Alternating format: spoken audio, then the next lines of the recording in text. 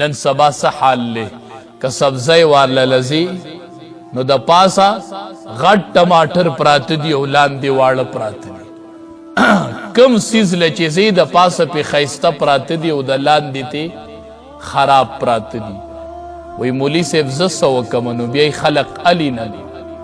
زه ورته وایم دا غټ غټ تی جدا کا او دا خراب واړه تیم جدا کا د وړو دا ډیرې جدا ودروه او د غټو هغه جدا ودروه غټ ښه ګران خرڅوه کو څوک دا علي او کو دا علي خو بار نه چې ګاک وویني وی ښکلي ټماټر دي او تا نه د ریټ تپوس وکړي او تا وله پیسې ورکړي تا له پیسې درکړي نو دی ورله د لاندې نه تله اړم کړي هغه ګاک په ایمان یې ووایي یو ګاک هم خوشحاله نه واپس شوی هغه خپی